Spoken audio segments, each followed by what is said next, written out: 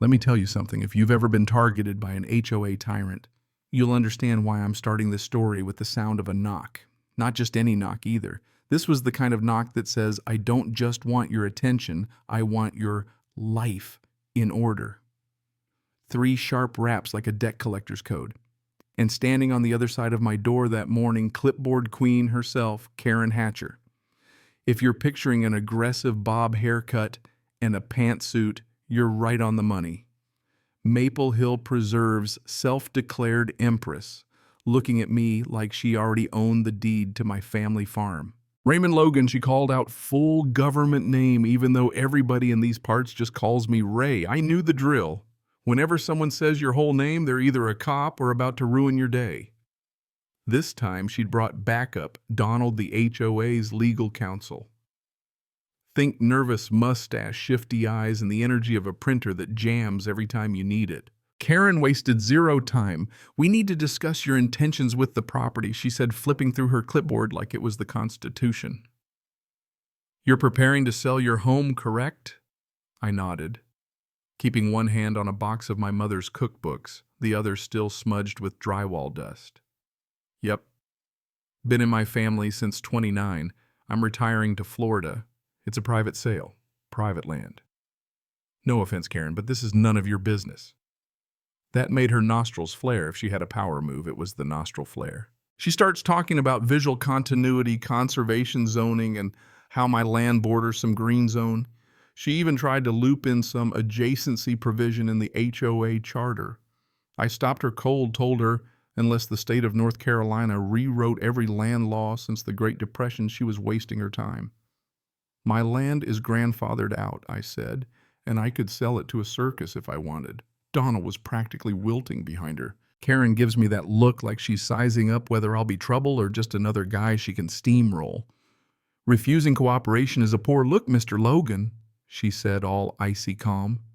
I said, is that a threat? She said, it's an observation. I could feel the storm brewing. They left, and for a minute the world was quiet again. Birds, squirrels, all the usual suspects. But I knew better. People like her don't back down, they just regroup. A couple days later, I'm out strapping down a utility trailer when blue lights hit my driveway, 2 squad cars. For a second, I hoped it was a traffic stop, but no, both cars swung right into my gravel. Marcus, my buyer, and his realtor, Deborah, were walking the property line, then froze like deer when the cops showed up. 2 officers, 1 kid, 1 built like a deep freezer. Are you? Raymond Logan, the big one, asked. Depends who's asking, I said, but yeah. Turns out someone reported suspicious activity, possible theft, fraudulent real estate transaction, unauthorized removal of assets. Let me guess. Karen called you. They started flipping through my deed zoning maps, boundary surveys, you name it. The younger officer even complimented how organized I was. You get used to proving people wrong in triplicate, I told him. Meanwhile, Deborah was livid this stunt killed her weekend showings. The older cop says, we have to respond to any 911 call about suspected criminal activity, even if it turns out unfounded. I told him, maybe ask Karen why she thinks she has jurisdiction here. He handed me back my papers, suggested I file a complaint for the false call. Marcus looked like he'd seen a ghost. Deborah was muttering about sabotage. We barely finished the walkthrough when Karen herself showed up, slow-rolling her Lexus by the driveway, phone, out sunglasses on, probably filming. That afternoon, I called the sheriff to file a harassment report.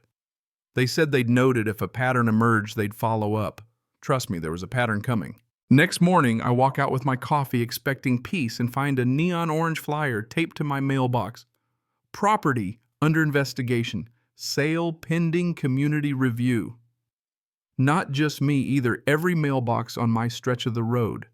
Deborah called furious 3 buyers had already canceled. You need to fix this, Ray. If your property goes on MLS flagged, it's radioactive. So I called Claire, my lawyer, sharp, as a razor patience of a saint. She picked up on the first ring already heard. Karen filed an emergency motion with the zoning board, claims your property was meant to be in the HOA all along, wants a restraining order on the sale. She was trying to retroactively annex my land. I was out the door, documents in hand, before Claire could finish her sentence. Courthouse smelled like desperation and old coffee, but I walked in like I paid the mortgage. Claire met me with legal pads stacked like shields. The clerk told us motion filed sale on hold until it's reviewed. Claire slapped down a stack map, survey overlays, letters from the county registrar, all notarized. While we handled court, Karen hit the neighborhood passing out flyers and spreading stories that I was selling to a strip mall developer. The rumors got so wild, even old Gary down the road stopped me about it, and Gary only talks trout fishing. By that evening, another flyer taped to my door full of fraudulent this and community danger that misspelled, just to add insult. I didn't tear it down. I documented every word, sent it to Claire, laid out the original surveys like battle plans across my dining table. This wasn't just about land anymore. It was about my name, my right to sell, and not getting railroaded by a self-appointed queen. That night I installed new motion lights and synced up the porch cameras. Karen was bold on paper. I was ready if she tried anything physical. Friday morning, Marcus called, still in but shaken. Deborah threatened to pull the listing if this circus didn't stop. Claire filed to expedite the hearing, but the weekend wasn't going to be peaceful. Instead, I got 3 folks, clipboards, matching polo shirts, marching up my drive with Karen leading the parade. I met them with a crowbar in hand, not threatening, just a little punctuation. "Mr. Logan, we're here for a routine HOA field assessment." Karen started as if I hadn't heard that routine before. "No, you're here for a trespassing charge," I shot back. She tried the old community inspection bit.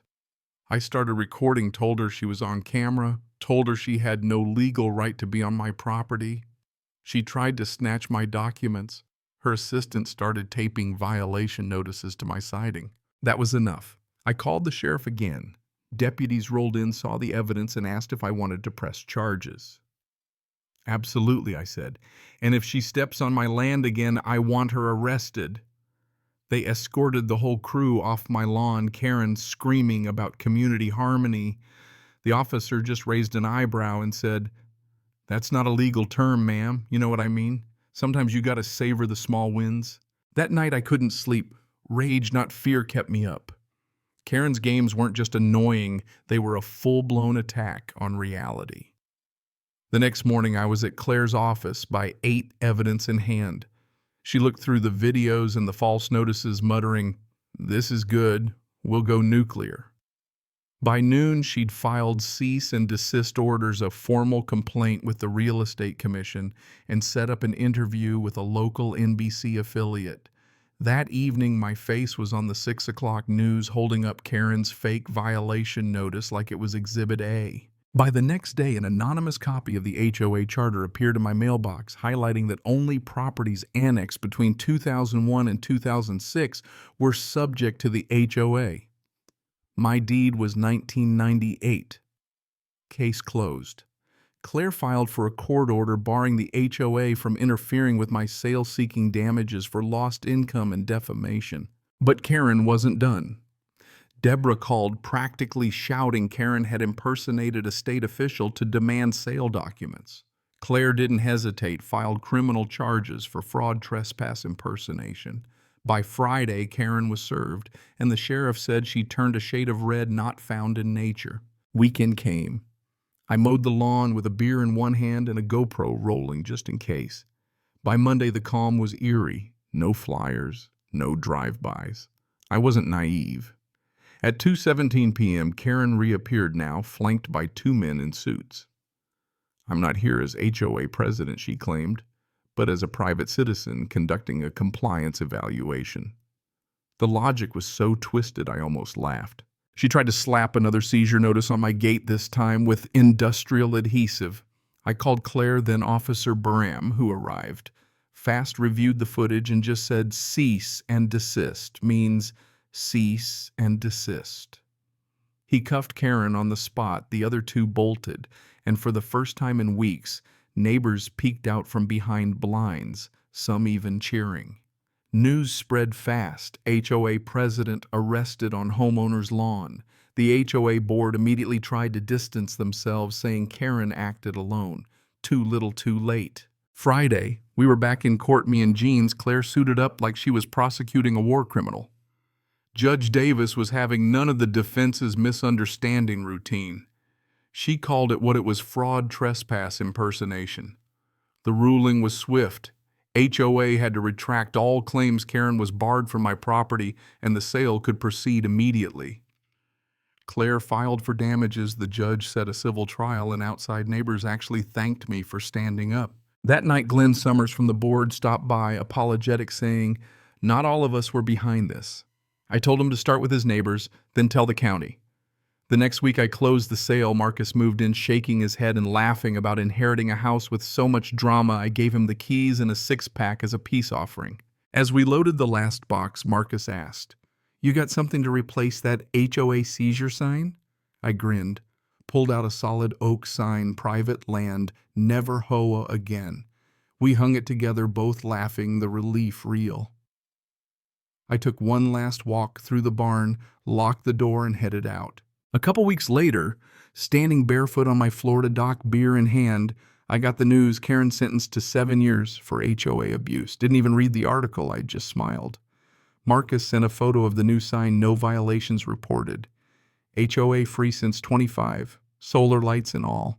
So what do you think? Does justice always win, or did I just get lucky? Let me know in the comments. Ever been targeted by a power-hungry HOA? Drop your story below. And hey, if you ever find yourself cornered by a clipboard, don't just roll over. Fight back. Sometimes the only sign you need is the one you make for yourself.